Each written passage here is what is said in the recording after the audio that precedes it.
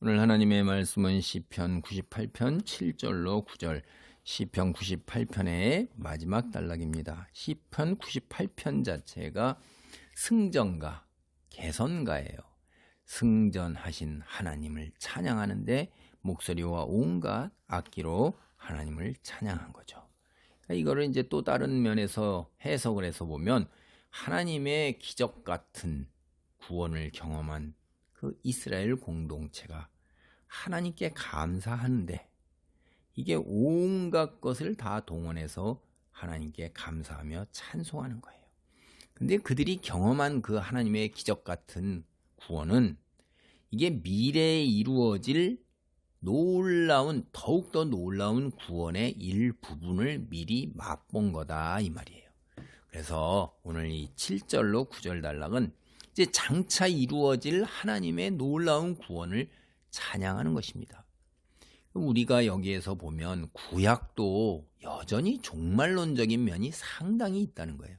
신약에 와서 신약 시대에 우리가 부활하신 예수님께서 다시 오시는 그날, 예수님의 재림의 날을 기다리면서 종말론적 삶을 산다는 걸 우리는 분명히 인식하고 있는데, 구약 역시 하나님께서 온전하게 구원을 이루어내시는 하나님 나라가 이 땅에, 이 세상에 온전하게 도래하는 그 날을 이렇게 드러내고 있다는 거예요. 부분 곳곳에서 드러내고 있으니까 조금 예민하고 민감한 사람들은 구약에서도 여전히 하나님이 다시 오셔서 다스리심이 온전하게 이루어지는 그 종말을 이야기하고 있구나라는 것을 깨닫게 될 겁니다.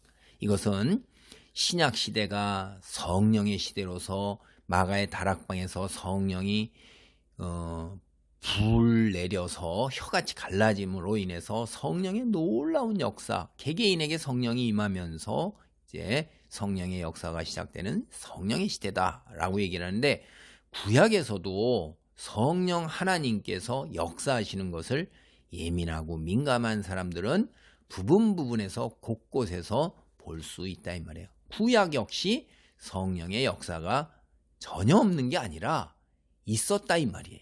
그러니까 이 구약 여기서도 종말론적인 하나님의 구원에 관해서 우리가 살펴볼 수 있는 좋은 곳이 바로 여기입니다.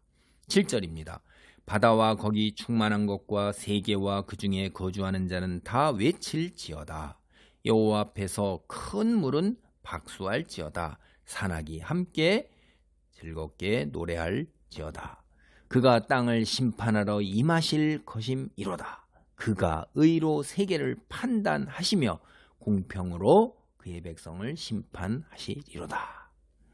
그러니까 이 앞서서 이제 4절에서 보면 온 땅, 사실은 온 세상이죠. 여호와 찬양할 것을 이제 권했어요.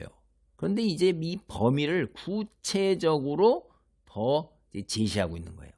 땅뿐만 아니라 바다와 그 안에 있는 모든 생명, 즉 피조물, 식물과 동물, 그리고 사람뿐만 아니라 세상에 거하는 모든 생명체들이 주님께 외칠 것, 감사의 찬송, 기쁨의 찬송을 외칠 것을 권유하고 있는 거예요. 여러분이 여기서 이제 바다가 외치는 것처럼 땅도 외쳐라 이렇게 얘기하는데, 이 땅을 대표하는 것이 이제 여기 옆에 큰 물과 산악이라고 8절에 번역이 돼 있죠. 이 큰 물과 산악이에요. 그게 땅이에요. 바다와 거기 충만한 것과 세계와 그 중에 거주하는 자, 이게 다 사람이란 말이에요. 그러니까 외칠지어다. 그 다음에 큰 물은 박수하고 산악이 함께 즐겁게 노래할지어다. 이건 이제 바다, 그 다음에 사람들, 그리고 땅들, 이 이제 온 세상이죠. 근데 여기에서 이제 여호와 앞에서 큰 물은 박수할지어다를, 사실 이 큰 물은 원어로 보면 이게 강들이에요. 강들. 근데 강들이 모이면 홍수가 되고 큰 물이 되기 때문에 큰 물이라고 이제 번역을 했는데, 이제 이 세번역 성경이나 아가페 성경이나 영어 성경의 대부분과 유대인 성경은 이거를 강들이라고 번역해요. 그러면 강들 하면 우리는 산들, 이렇게 산의 복수형. 그래서 산악이 할 때 이것이 원어의 의미는 산의 복수인 산들이에요. 산들이 모이면 이제 산맥, 산악이니까. 그래서 이게 짝을 이루죠. 여호와 앞에서 강들은 박수할지어다, 산들의 함께 즐겁게 노래할지어다. 이렇게 갖고 짝을 이루는 것입니다.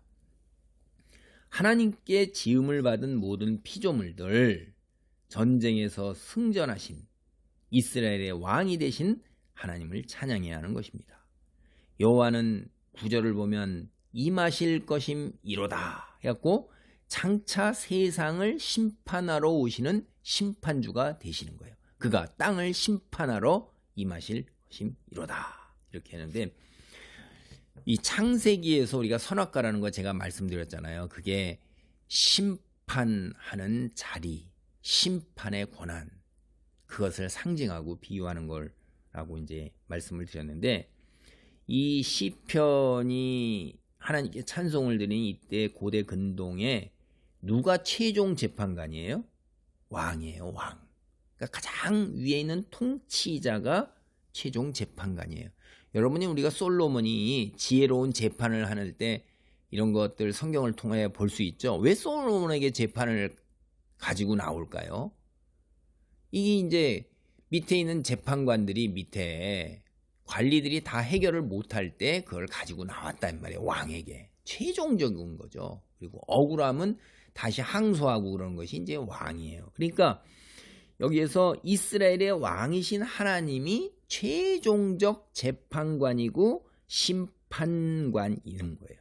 그러니까 주님이 이스라엘 백성뿐만 아니라 어떠냐면 땅을 심판하고 온 세상, 종말에 하나님은 온 세상을 심판하러 오시는 왕이셔요. 온 세상을 다스리는 통치자이시고, 그래서 그 하나님의 권세가 온 천하의 종말에 드러날 것입니다. 하나님의 백성들에게만 드러나는 게 아니에요, 이게.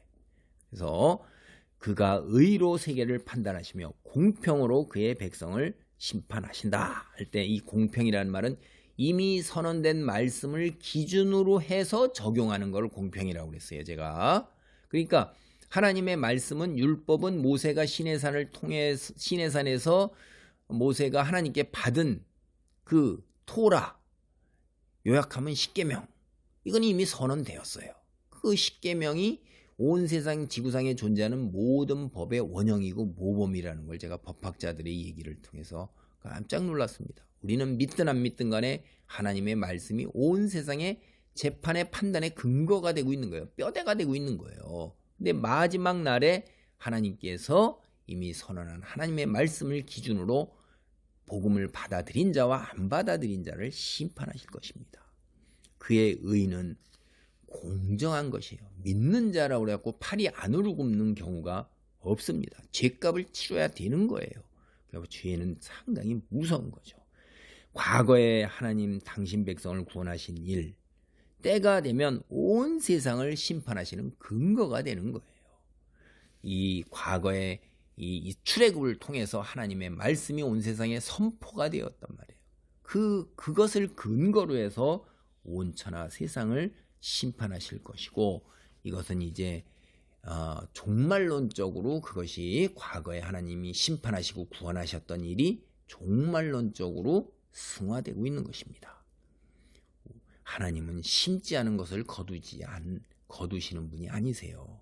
오해하였느냐 이런 말 있잖아요. 달란트 비유해서 여러분, 한 달란트, 5달란트, 10달란트. 하나님은 그렇게 완악하신 분이 아니시란 말이에요. 무슨 얘기냐? 하나님의 심판은 굉장히 공평하다는 거예요. 이미 선언된 말씀, 그리고 하나님께로 돌아오라고 하나님께서는 외치시고 계시는 거예요. 이스라엘에게 말씀을 주신 때부터 예수님이 다시 오셔서 예수님의 복음이 선언된 2000년까지 지금까지도 참고 기다리시면서 모든 이들이 구원을 받도록 하나님께서는 기회를 주시고 참고 참는데, 세상은 이러면서 악이 횡행하고 있으니까 과연 하나님은 계신가 하는 의문을 던질 정도로 하나님께서는 참고 인내하시면서 모든 이들에게 기회를 주시는 거예요. 복음을 뿌리고 심은 것을 거두시는 분이세요. 곡간에 들이시는 분이지 씨도 안 뿌리고 그러시는 분이 아니라는 겁니다. 굉장히 하나님의 판단은 그래서 의로우시고 공의로우신 것입니다. 때가 되기 이전에 빨리 곡간에 들일 알곡으로 우리가 하나님께 돌아와야 하는 것입니다. 할렐루야. 하나님 감사합니다. 하나님은 심지 않은 것을 거두시니 그런 분이 아니라 뿌리고 심고 물 주신 것을 거두시는 분이심을 압니다. 우리가 의롭게 살 수 있고 하나님의 복음을 받아들일 수 있는 기회를 충분히 주시고 또 주시는 하나님, 때가 되었을 때 더 이상 하나님의 그 어미하신 그 진노의 심판, 두려운 심판, 감당하지 못할 그 심판 때 이전에 하나님께로 돌아와 거룩한 하나님의 자녀로 아버지 복의 복을 받는 그 귀한 하나님의 사람이 되기를 간절히 소원합니다. 성령의 권능으로 이루어 주옵소서. 예수님의 이름으로 기도하옵나이다. 아멘.